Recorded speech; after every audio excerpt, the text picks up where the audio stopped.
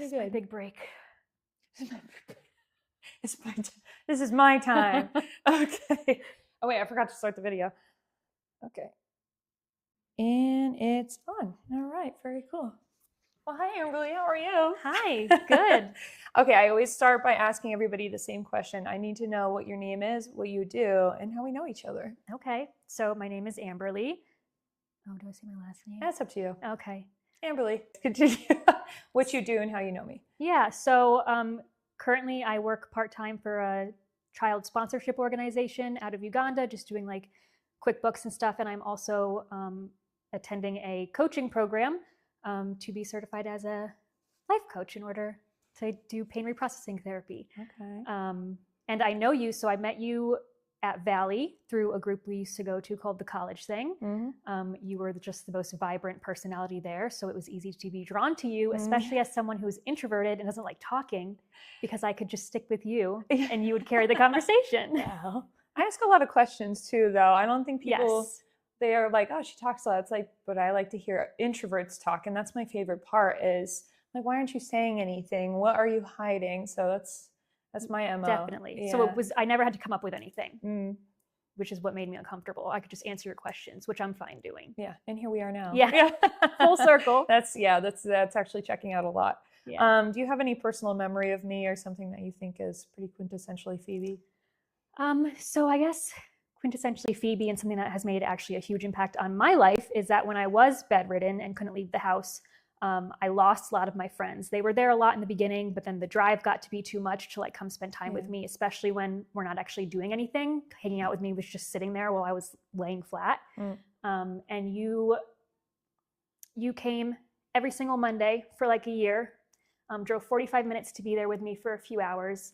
And just were there to support me, but also were a great distraction talking about everything that was going on in your life. So that just meant a lot to me. And I think is just a big part of who you are. You just love people and you love being there for people. And that really showed during that time. I really love people too. And something about us is we never lived very close by to each other at all. You know, I lived in the northwest corner, like very northwest corner in the woods. And I wasn't close to anybody anyways, but you were close to Newtown, is that right? I was in Bristol at the time. Okay, no, but before that. Oh, like Middletown. In the college. So we were we were like an hour, 45 minutes, like minimum away from each other. So I knew that was never like viable. And then when you moved to Bristol and that started to happen to you, I was like, well, it's like I literally go to college. I have some time. It's not like I was going full time. And apparently I just can't not have a full schedule. So I was like, let's just throw like visiting Amberleigh every single week on top of my plate. That sounds good. And for me, it was just as impactful because it's not like, you know, just because I was out and about doesn't mean I wasn't experiencing some hardships myself. Right. So you were there equally for me. And that was really nice. As an extrovert, you introvert people really have a high tolerance for a lot of words. So I was very, very thankful for that. But I was wondering if you could take me back to where this neuroplastic pain came from and how it started to how you got to be bedridden. Yeah. So in 2016, I graduated with my bachelor's and started my master's program. It was in nonfiction creative writing. And within a few months of starting that writing program, I developed wrist pain. I had gone to the doctor. They did some x-rays. They couldn't find anything. Over the next, I would say, 2 years, it was pretty manageable, but slowly on a monthly basis would get worse. But I was able to, you know, keep doing the typing and all of the work that I needed to do. It wasn't until, then August of 2018, I finished my thesis, graduated with my master's, got married a week later, and was in the middle of buying a house. And within a few weeks, the wrist pain got to a point where I had to quit my part-time job as an administrative assistant because I couldn't use the mouse anymore. I had to stop driving because I couldn't use the steering wheel. And that was pretty much it for a whole year.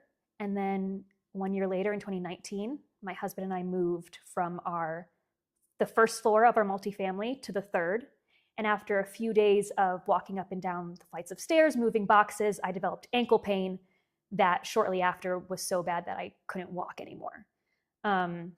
And from there, the rest just like snowballed. So from there, I pretty quickly developed jaw pain that prevented me from being able to chew, shoulder pain, elbow pain, back and neck, hip pain, and knee pain. Yeah. And so I would say a few months after that, as those just progressively started happening, I ended up being bedridden and was still in severe pain laying there. Yeah. Mm-hmm. Now, something actually, you reminded me of how far that actually went back, because, you know, we would see each other in passing, like maybe once a week, maybe once every other week. I don't remember. But, you know, it didn't like start like all of a sudden you couldn't walk anymore. It was progressively and like a long form pain. But did you tell many people about that at the time? Because I mean, it started off small. Mm-hmm. So I feel like you get around with like, oh no, I just can't pick that up right now. Or, oh, I can't meet you at this time. Could I meet you at this event instead? You know, how was that like getting around telling people? Did you feel like you needed to hide it, or like, how was that for you? Yeah, no, I didn't tell many people. Like I told the people that I was around a lot, if it came up a lot, family. But I remember so many times of like volunteering at church when everyone's cleaning up the chairs afterwards and I can't lift the chairs. Yeah. And I felt so guilty, but also wasn't going to start saying like, oh, my wrists hurt, because no one would really understand that. So no, unless you were around me a lot and it was going to be a big deal if you didn't know, I definitely kept that hidden and just tried to make it seem like I was not in any pain. Okay. I was going to do this another way, but I think it makes more sense to talk about what you did before we got to the neuroplastic day, basically. Mm-hmm. Like that word was not in your vocabulary. And when we were talking about it for a long time, it wasn't in our vocabulary. And I'm actually pretty sure that most of the people watching this right now are trying to Google it and be like, what the hell is that? So, but before we get to that day and when that happened, could you tell me like what other factors you looked into first and how long of a journey that was for you? Yeah. So it was 5 years of going to different doctors. So over the course of 5 years, I saw 24 different doctors, saw doctors in Arizona, saw the Mayo Clinic, you know, every specialist that you could think of, tried 20 different medications and supplements, hundreds of blood tests. Yeah. I've seen the list too. Hundreds, list, X-rays, MRIs, CT scans, and everything came back normal. Every doctor said, we can't find anything wrong. And so like I even went down the whole holistic road, did diet and everything like that. And everyone just said, there's nothing wrong, and shooed me on my way. Yeah. How'd that make you feel? It was terrible. I felt hopeless. I felt isolated. Sometimes in the doctor's office, I felt crazy. But as soon as I left, I was like, no, I am not crazy. Actually, the first doctor I ever saw, an orthopedic surgeon, said to me, I think this is a young women's disease, which I looked up afterwards. Okay, young women's disease has historically been used to like diminish or trivialize women's illnesses that can't be seen or can't show up on a report. And so they especially use that for like young women. And oftentimes, you know how you can go back and like go onto your My Chart and see the doctor's comments? Yeah. A ton of doctors, like I'm going to these appointments in a wheelchair, and the doctors would say she was very overly emotional. She seemed to be exaggerating what she was feeling. Like it pissed me the fuck off. It's because like this woman is just, she was too much. Yeah. Yeah. And especially if you're a doctor and let's say you're a year and a half in and you've taken 20 blood tests by now and they're looking at your chart and they go, she's epitome of health. Yeah. And she's freaking out. And it's at that point, and it is true, you have to believe that patient at that point because nothing else is telling you otherwise. And I think that's something that we have done such a disservice to people, is to look at them as objects. For doctors to look at people as objects are like, I don't know, like a cow coming through the line and just saying, you know, what's the 2 or 3 things that could be wrong with you? Yeah. Oh man. And it's not like you weren't trying. I mean, how many years of that together was by the time you got to Bristol and couldn't move so much anymore? It's 16 to at least 19, right? Yeah. Yeah. So that's at least 3 years that you tried everything. You threw everything at it. And I remember being there. I mean, you were trying different pills. You would come back to from a doctor's office. You would worry about how you even get there because it hurts so much, you know. But you were really trying. You tried everything. Yeah. And I do remember coming to the day that we did find out about neuroplastic pain, sort of together. I know you had heard from other sources too. No, it was 100% you. You're being modest. Oh my God. Okay. Well, I know there was someone else involved though that reached out to you at the similar time. So, so for me, on my personal journey, I was listening to a lot of podcasts at the time. I still do.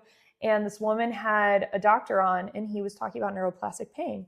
And I'm going to let you explain it more because I know that's closer to your experience. But I was like, the whole time I was like, this is weird. This is weird. I don't know how to feel about it, but it sounds like what Amberleigh is going through. Yeah. And I almost didn't want to bring it up to you because I was like, I don't want to be, because it almost sounds insensitive the way it's described. I was like, I don't want to tell her that could be this. But I was like, you know what? It's like, I got to bring it up because I can't keep things in. I can't keep things in. Okay. That's just who I am. So I remember I came over, I was sitting down and I was like, Amberleigh, I want to send you this podcast link. And I want you to know that I don't know how to feel about it. And I don't know how you'll feel about it. And I think together we could just talk about it because I don't understand what it is. But I was wondering from your perspective, what you did after that day that I came and what made you look into it and what you found out. Yeah. So, I mean, at that point, 5 years and you don't find anything, like you're so desperate that you are going to look into anything that somebody tells you. If someone had brought up neuroplastic pain to me 3 years before, I probably would have been like, no, absolutely not. But I had nowhere else to go. I had, Mayo Clinic is like, that's like, if they can't find it, they're yeah. And so so I guess I first, what? I'm going to hold your hand. Oh. I just want to hold it. So I guess I first did learn about neuroplastic pain from the Curable app. And then you sent me the podcast with the neuroscientist, Dr. Ambeleigh. Had, what's his name on? Yeah, had Alan Gordon. Alan Gordon, okay. And so that's the first time I really learned the connection between stress and fear and pain in the body and how it is a very real thing and could have been causing what I was experiencing. Yeah. Could you describe what neuroplastic pain is? Yes. So pain is essential to get us through life. It is an internal alarm system. When you break your ankle, the pain does not start in the ankle. The pain is a signal from the brain so that you can feel pain and go, oh, I'm not going to walk on that and make it worse. So neuroplastic pain is that same signal being sent. It's just a mistake. The pain signal is being sent due to a perceived threat instead of a physical injury or a real life or death situation. So, back in the day, when we get into stress or fight or flight, it's much easier for our brains to send pain signals to get us to do something. Way back in the day, fight or flight stress was caused and it was short term. This big animal is chasing you. You go into this stressful fight or flight situation. Within 30 seconds, you've either gotten away to safety and that situation's over, or you get eaten and the situation's over. Yeah. So it's to preserve life. Yes. Yeah. Yes. That's all the brain is looking safe. To do. Keep you safe. Yeah. In 2025, we are in this a lot of us are in this constant state of stress from all these different things coming at us. So when you're in a constant state of stress, it tells your brain there is danger. And so the brain is going to do what it is trained to do. It's going to send a pain signal to either, one, get you to pay attention and do something different because the way that you are living is not sustainable. Or a lot of times this can happen with emotions. If you have been raised in a household that says emotions are bad, it's bad to feel sad, it's bad to feel fear, then as an adult, when those emotions come up, your brain goes, so nope. What the hell is this? It goes, nope, those are dangerous. Yeah. I'm going to send a pain signal to distract you from that emotion. So there's a quote in the pain world that it's easier to say I have a toothache than to say I'm heartbroken. It's easier for our brains to focus on something tangible than to deal with these emotions that we have been trained to think are bad. Yeah. Just plain taboo too, from talking to my dad about just the difference of generation to generation. Yeah. That it wasn't even we don't talk about that. That almost doesn't exist. And because we don't know how to deal with it. Yeah. Yeah. So once remind me of the doctor's name again. Which one? The one that was on the podcast. Alan Gordon. Alan Gordon. So could you tell me more about Alan Gordon? I know you started looking into him. Could you also tell me like the methods that you started to implement, and did it work right away? Yes. So Alan Gordon, I believe, is the founder of the Pain Psychology Center in California. He is the author of the book, The Way Out, which I immediately read after the podcast. And that book was what really convinced me that this was, every page I was like, this is my experience. A specific passage or like what you were feeling while you were reading it? Yeah. So at one point he mentions that his pain, he didn't have pain when he went to like a Knicks game. And that's awesome. I had experiences where if I was really excited about something or really deep focused on something, I didn't have pain. And so that's just like a big, not a red flag, but that is a huge sign that there's nothing structurally wrong. So I think like the first part was believing that there was nothing structurally wrong. A big part of what perpetuated the pain was fear that like every step I took, something's deteriorating in my body, or I have some rare disease or some cancer that's never been heard of. So yeah, it's just really having that acceptance of like, there's actually nothing structurally wrong. And then starting, and it sounds crazy, I thought it was crazy at first, to start mindfully looking at the pain instead of running away from it. Because you want to convince your brain that you are safe. And so there are different modes of doing that. One is somatic tracking, which really is just like closing your eyes, mindfully looking at wherever you feel the pain, not trying to change anything, just trying to say, I see you. What are you trying to tell me? Forgetting the question. I asked what methods you started to implement after reading that book. Yeah, and so movement. Also a big part of why pain keeps getting worse is because we start fearing movement, and your brain knows you're fearing movement, so it sends pain signals so that you don't move, because you have convinced it that moving is painful. It's dangerous. Yes. So within a week of realizing or being convinced that my pain was neuroplastic, I started moving again, even though it hurt. I was like, I'm going to be in pain anyway, so I might as well move. Within a week, I was back on a stationary bike from being completely bedridden. And so one thing I want to say with that is your brain creates neural pathways. Like all of these are neural pathways to like, oh, when you write, it hurts. That's a neural pathway. And there are all these patterns in your brain. When I started moving, I specifically did movements that I hadn't done before because there was no neural pathway established already saying this is dangerous. That's fascinating. Yes. So I couldn't jump or do yoga or dance, but I could do the stationary bike because my brain. It's like, I don't know what this is. Yes. Yeah. Could you tell me what like a good neural pathway is, or something that people could relate to? Yeah. So I guess like any habit, one neural pathway would say when I'm stressed out, I'm going to smoke a cigarette. And another neural pathway that you could then implement, and it's like neuroplasticity is that all of these can be rewired. Yeah. So then if you keep going for a walk every time you want to smoke a cigarette, that is creating a new neural pathway. And your brain wants to go to what's most familiar. So once you start doing one more so than the other, it's going to be easier for your brain to take that other neural pathway.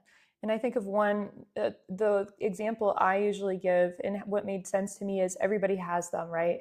It's not like, it doesn't mean everyone is associated with pain, but like one I think that people can relate to a lot is when you are driving, let's say from home to work, and you do it every single day, you get there and you go, oh my gosh, I don't even remember how I got there. It's because your brain already has it mapped out for you. It knows what to do. You don't even have to think about it.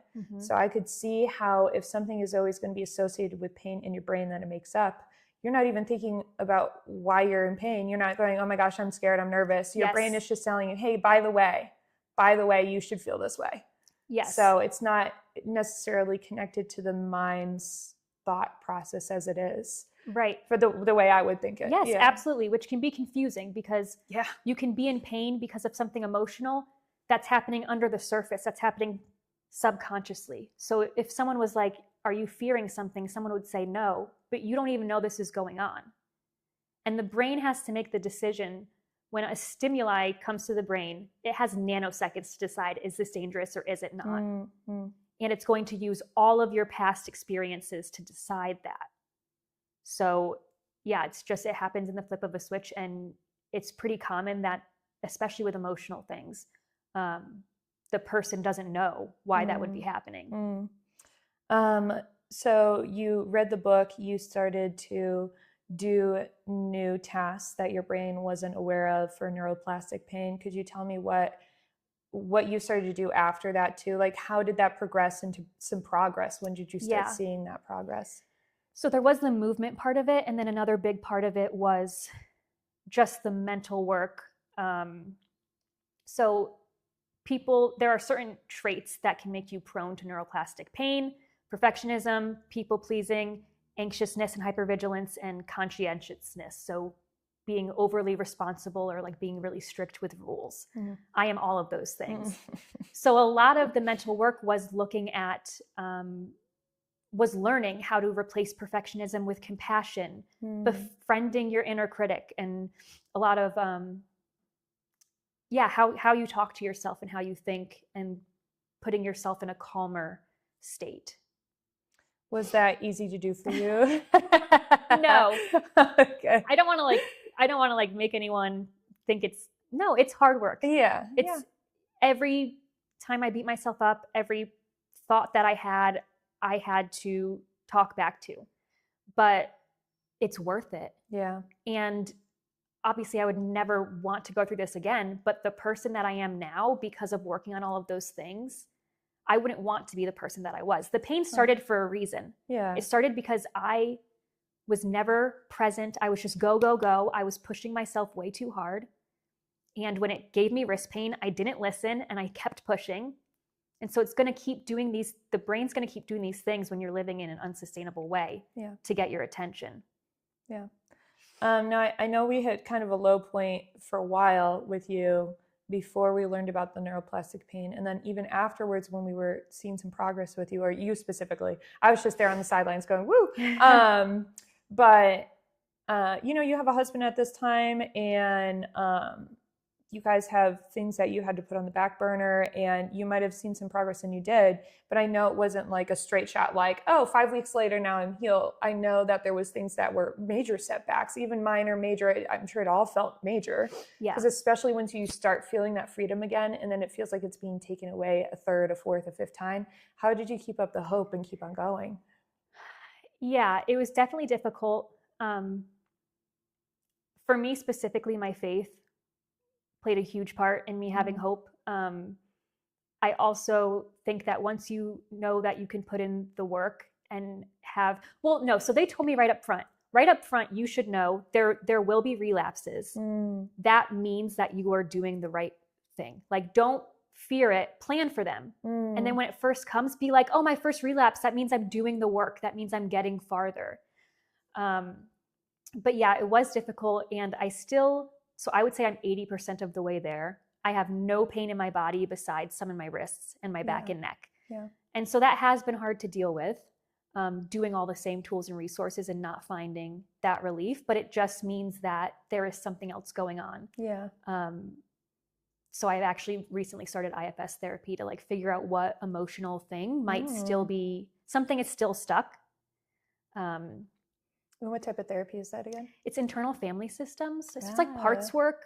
Yeah. And it works with everything that we do with neuroplastic pain healing, because it's all about accepting yourself, accepting these different parts of yourself, not trying to push anything down. When you try to repress or push down, you tell your brain that that thing is bad. So when it comes up, your brain says danger, and it sends these signals. Geez, it's funny how everybody deals with pain and trauma and stuff in a different way. And I feel like your experience with it is just the most Amberleigh way to deal with things. It's like, let's just put all the pain on me. Okay, no one has to know. I'll just sit here silently and suffer. Yes. Which to me is a very, very womanly trait. We'll put it that way. Yes. And that's, again, why women are called hysteric. But I was wondering who was helpful in this time in your community, and what did it mean to you? Yeah. And maybe give an example of like, this helped because of that. Yeah. So obviously the people that kept showing up, you, my family, Nick, the people who like were willing to do the work. A lot of people in my life read the way out as soon as they found out about this. And so the people who didn't put that responsibility on me, like someone who's already bedridden and using all of their brain energy just to get through the day, now you want to come to me and be like, tell me what. Yes. Educate me. Yes. Right away. Like that was understand just, now. Yes. Yeah. So that was one huge thing. Yeah. People who believed that it was as bad as I was saying it was, that weren't like, maybe you should just like try to do this thing. That was before I found out. Like, try to walk. Like, I know it hurts, but try. I'm like, I cannot. Like, if I would be if I could. Can we talk about that a little bit too? Yeah. So I know that I came from a place at a young age where I was told, or I just thought the best thing you can do is give advice, right? The best thing way you can help is to give a solution, because you see a friend in pain, you see a friend that's hurt, you see a friend that's lost, and you don't like seeing that. Yeah. Why is that not helpful? Which is actually what I was just about to say. Okay, my bad. No. It's such a good, I was like, that's amazing. That's like such a good leeway. Okay. No, I thought it was great. So many people would be like, do you need to sit? Do you need to stand? Should I bring you a chair? Should I do this? Or would be offering advice, and it's not helpful. Well, it's more helpful. I guess I don't really need to talk about why it's not helpful. Yeah. Most of the time, advice is not taken. The way to get someone to do something different, especially in the life coaching world, right, is to ask the right questions to get them to come to it for themselves. But besides that, you need to trust that the person is taking, like, doing what they can for themselves. So instead of offering all these different things, instead of thinking you know how to help them, right, ask them, how can I help you right now? How am I maybe not helping you right now? A lot of people would constantly ask, how are you feeling? How are you feeling? And it was very triggering for me specifically. I don't want to be talking about my pain all the time. I'm living it all the time. Right. So again, instead of making this person who doesn't have the energy come to you and get the courage to be like, hey, can you stop asking that? Yeah. Go to them and say, is there anything I'm doing that's not helpful? Is there anything I can be doing more? And, I just think that goes a long way. Could you tell me, now that you've come this far in your journey, I know we're not completely healed up, but whoever is, that's why people keep on going back to therapy. Let me tell you. But now that you've come this far, what's your focus now, or what's the next step for you? Yeah, so I am really just trying to share this with as many people as possible. I have already had the opportunity to have like hour-long conversations with half a dozen people who knew they had neuroplastic pain or thought they had neuroplastic pain, because people who know my story have people in their lives that they've reached out to and like, hey, this sounds like you, which is kind of what you did with the podcast. Yeah. And so after having those conversations and realizing that I was actually helping them to find relief in pain, I decided that like, this is what I wanted to do. I want as many people as possible to hear about this. If I had never heard about neuroplastic pain, I fully believe I would still be completely bedridden. Yeah. And I would have literally picked you up and been like, strap her to my back, or going somewhere. Yeah. And we That's crazy. Haven't talked about it yet, but like at this point, like I exercise 6 days a week. Like I'm running and doing all of these things that I really never thought possible. Way more than I do. Yeah, you do. When I call you up, I'm like, what's going on? You're like, just stopped to work out. I'm like, okay, nice. Yeah. Now I'm jealous. Yeah. And so to think of the thousands, they say that 70% of chronic pain is neuroplastic. So to think of the probably hundreds of thousands of people that are experiencing chronic pain, think that there's something wrong with their body, that they could be dying, that there's no hope, but could be living this other way. Like, I just want to let those people know that there is hope, that there's nothing wrong with their body, that they're not alone. So like I had mentioned, I have done the pain reprocessing therapy certification to offer that. And now am just going through the life coaching certification to have a means to, because I can't just do PRT. I can't do pain reprocessing therapy with people just not having any certification. So yeah, that's what I'm doing with it now, and saying yes to opportunities like these, so more people can hear about it. I'm so happy. Yeah. Because I'm obviously asking a lot of people I know, and I'm like, some people I know, it's going to be like pulling teeth, and for you, I wasn't sure. I was like, this could go either way, and I brought it up, and I try and do this as much as I can with you, is say, if you would like, there is no pressure, because I do mean that too. I'm like, you know what? I'm not going to tell you what to do. Like, that's not my place. With everybody too. Everybody I've had on, I'm like, if you don't want to talk about something, if you do, that's up to you. You are the person that we're talking to, and it's your passion. So the fact that I called you and you were like, okay. And I was like, all right, I don't know what that means, but I hope it means yes. Yeah. And I'm a very feelings-based person. So I was like, oh, she'll cave, but she won't like it at first. And then when we reached out, or I reached out again about it, and I think you said like, you're still doing that? And I was like, yep. And I was like, and you're still on the list if you want to be. And then I think finally you were like, yeah. And I was surprised. I wasn't, or maybe excited was the better emotion. I was mostly excited. I was like, yes.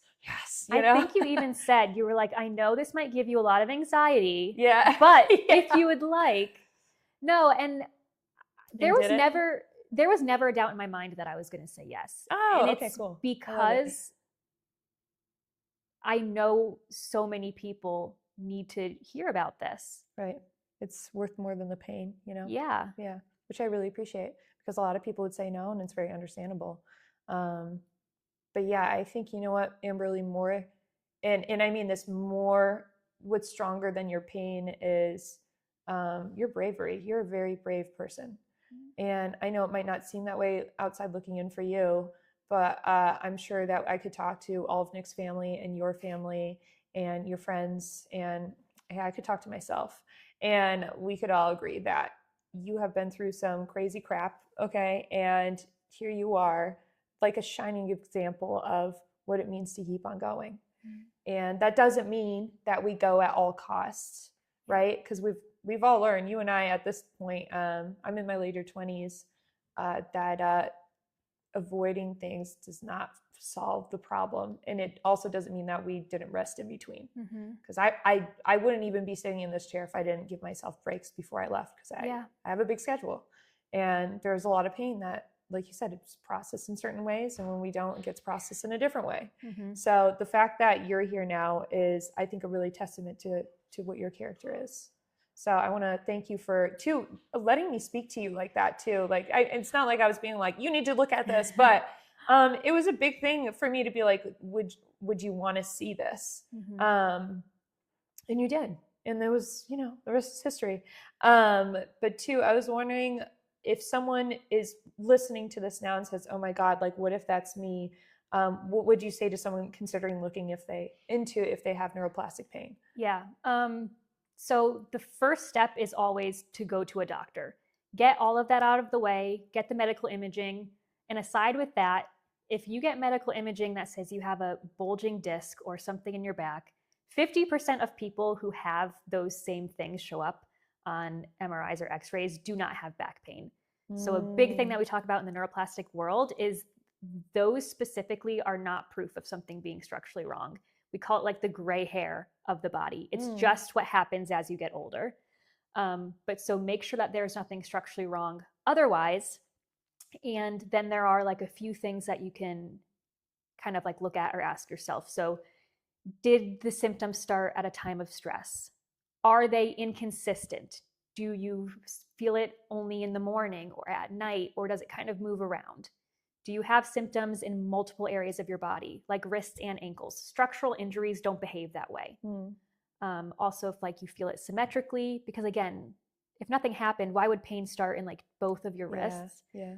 I mean, it's kind of like common sense. I don't know if is the right word, but it is kind of like what checks out and what doesn't, sort of thing. Just intuition about what you've been. And two, I can't tell you how many things that I'm like, oh my gosh, I just didn't realize that this was even happening to me. Because it's like the self-awareness is really important.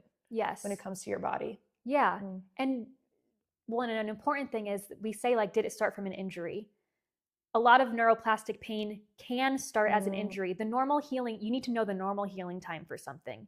If it lasts past that, it has probably now turned neuroplastic pain. So I had shin splints Right. Yeah. I really did have shin splints. Yeah. And I still could not walk because of shin splints 14 months later. That's not normal. And at that point I was getting like super painful, like myofascial release things that made my calves completely black and blue. Yeah. So I told myself I'm going to treat this as neuroplastic pain for a week. I'm going to say, I know it hurts, but I'm just going to keep moving. I'm going to tell myself I'm safe. And within a week, they were gone. So I think that's also important to know that, yes, you could have gotten into a car accident and broken your wrist. But if the pain is still persisting past the wrist being healed, it makes sense. The brain had the neural pathway of send pain to wrist because there's an injury. Yeah. So even though the injury heals, it's still going to use that same neural pathway. When you would think about it and you would work through your bodies, like, I mean, it's the body keeps the score, right? Anyways, that's such an important book. Huh? That's a book.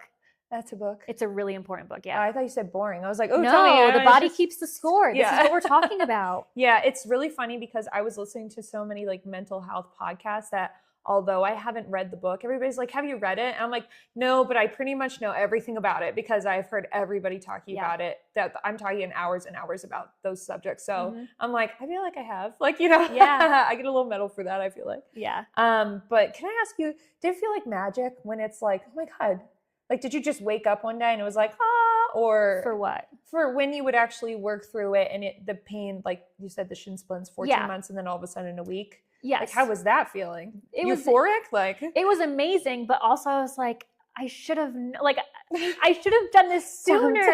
But it's, right? Like, and that's why we need to give ourselves grace because I, of all people, know neuroplastic pain. Yeah. And it still took me 14 months because the podiatrist was telling me that my ankles were locked up and that could be causing it. Like, doctors were telling me all of these things that could be causing it. But what it comes down to is my ankles have probably always been that way and they always will be. And they're just trying to pull something that could explain it. Well, that kind of reminds me that, or to me tells me that anyone you talk to, including doctors, can only help you as far as their knowledge reaches. Yes. So you can only give advice as far as where you are and what you know. So it makes sense. And there's like, I'm not ranking on any doctors or any specialists of any kind, but that's why people get second opinions. That's why we go to people. And that's why if a doctor doesn't want to listen to you, doesn't believe you, and tells you you are hysteric, you need to ask them. Actually, I saw something. You should tell them, hey, I would like you to write in your notes that you didn't help me. I told you about this and you chose not to help me, because that matters. And at this point, like, we're the biggest advocates we can have. Yeah. So actually, could you talk about that, what you learned about advocacy for your own body? If you like anything that's different from when you started to today. Yes. So I feel like it hasn't happened to me, but it is a like big thing in the pain world is after having neuroplastic pain and then having a structural issue, getting doctors to understand that. So going to a doctor and being like, listen, I have this tendency to have these problems, but there might be something structurally wrong. And if they try to put it off on like, oh no, but we know you deal with neuroplastic pain, like, taking the initiative to fight for that and say, yes, but this feels different. I've done my tools and resources and they're not working. So I need you to do more for this. Just really. So it sounds like you were looking into it before you would even go to the doctor, right? Like you knew what you wanted to ask and was very intentional about why you were going there. Yes. Yeah. No, I think that's a huge help because I actually went to a doctor to get a second opinion about a health issue. And I got in there and I spent $200 more than I thought it would be. And the doctor came in and I said, I am so happy to be here. Thank you for being here. But also I would like my money back because I've thought about it. And I really just didn't trust what I already knew I wanted to do because everybody was telling me get a second opinion. And I said, can I please get my money back? Because I regret this decision. And they looked into it and I couldn't get all of it back, but I got $200 back from it. Nice. So I was like, I'm like, what am I doing? But it really does matter. And at least it's worth speaking up for yourself, even if it feels too late. It's not late. You can always try. And if not, it's a lesson in advocacy for the future. So I really appreciate you telling me about that. What do you say to those people that have watched this whole thing or maybe looked it up on their own and say this is just basically horseshit? Like, what do you say that those are doubtful? Yeah, my first thought is I'm so excited for you that you have not had the experience to need to believe in this. You should consider yourself very grateful. A privilege? Yeah. Yes. Second of all, it would be pretty ignorant and foolish at this point. There are so many studies proving the prevalence of neuroplastic pain. There are thousands and thousands of people that have gone through these tools and resources that have gotten out of pain. And even if you don't want to like look at a study or think of this, I mean, one like an unarguable neuroplastic pain is like phantom limb pain.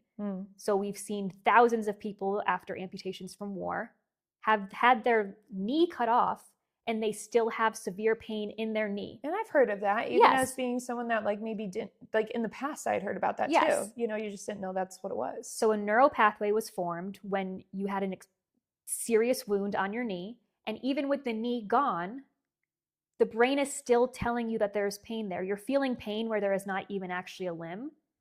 You can't argue with that. There's nothing structurally wrong because the limb is gone. We can't make it make sense. So, we can't be like, oh, maybe something's still going on in the knee. Like the knee is gone.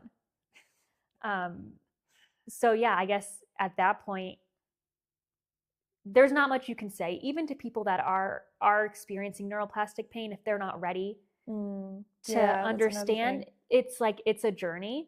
And then in that case, I would just say like, keep these things in the back of your mind, like the different criteria for neuroplastic pain, like just have that in the back of your mind and see if it's coming up.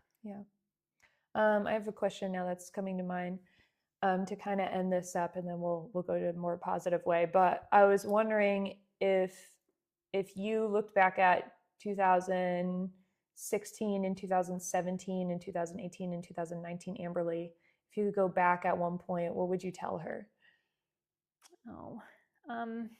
Especially as I don't want to put words in your mouth, but especially as someone that was pretty hard on herself, hard on herself. What you're going through is not your fault.